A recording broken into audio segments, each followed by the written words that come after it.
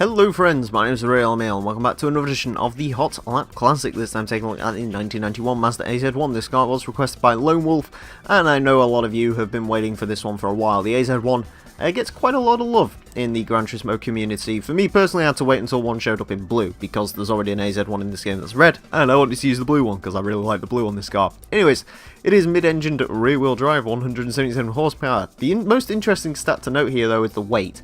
Just 662 kilos, one of the lightest cars we've ever had. Very low torque, but that doesn't really matter. So this one could be quite interesting to see how this one gets along.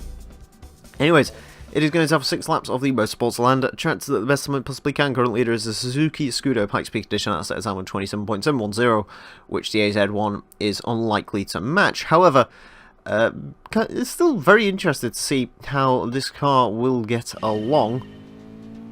You know, I think the Honda Beat is quite similar to this, but this has a hell of a lot more power than the Beat did, and I think this is going to be a lot quicker than the Honda Beat because it has more power.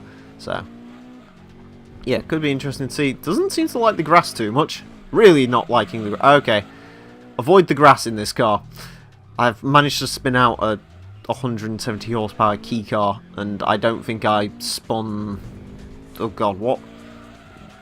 There was a car we had out last time. I think I didn't really spin the muscle car or the GT40 or anything like that, but yeah, I managed to spin this little tiny toilet cubicle. It's pretty interesting. I like the AZ-1 as much as I sort of tease it for its very diminutive size.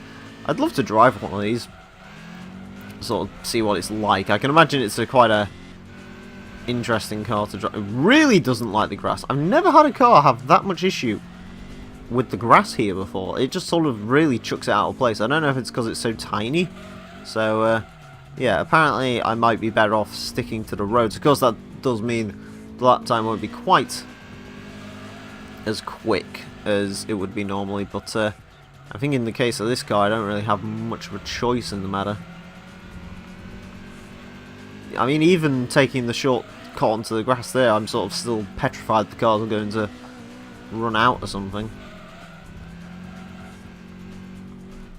Yeah, I mean, I don't even know what to do with this, because the weight transfer seems so sort of weird. The car just really doesn't like that sort of twisty-turny section. We haven't really had that before. You know, usually the cars that don't like to turn will just take the sort of corner cut. Slower cars will just take the track normally. This doesn't like to seem doing either of it, because you put one wheel on the grass and you're sort of all out of proportion, which is a little bit weird. I mean, even doing that, you know, look, it's sort of really affecting the way the car handles. That's disappointing. It really is disappointing, because I wanted the AZ-1 to do quite well here, but apparently it's just too... I don't know if it's how light it is, maybe is affecting... But yeah, I mean, even that, you know, 99% of the cars that I've driven around here would not care about that. Even some of the muscle cars, you know, would sort of go on that. Or most of the muscle cars, in fact, would go on there and sort of not have any issues. Like there, most cars can take that, no problem. This has issues. I don't know what it is with this car, but it just really doesn't like the grass, which is a bit of unfortunate, really, because I do feel this thing could be really quick, but I just don't think I can get it to be as quick as maybe you'd want it to be, just because it's sort of never really settled.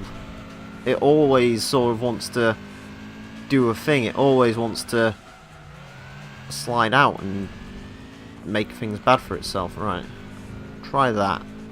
Okay, that was a bit more relaxed. It was sort of so relaxed I wasn't really prepared for that corner there, but there we go. Anyways, chuck it round there, run to the line. 34.394 is the time for the AZ-1.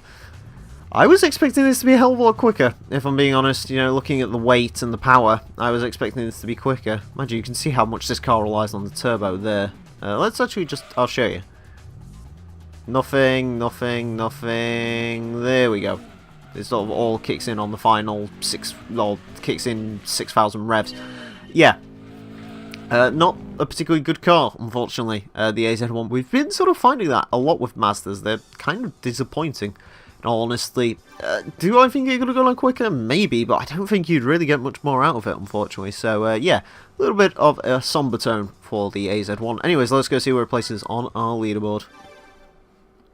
Onto the leaderboard then, and unfortunately the AZ-1 is a little bit disappointing. Goes into 104th place with a 34.394. While it does manage to beat the Renault Clio 16 Valve, Daihatsu Midget and Daihatsu Opti, it does lose out to the Mazda Cosmo, Corvette, Stingray C3. It's very much down the lower end of our board. Anyways, I hope you enjoyed this episode of the Hot Lap Classic. As always, if you want to request cars for the series, you can do so in the comment section and go into the description for a full request list form. Thank you all very much for watching, and until next time, farewell.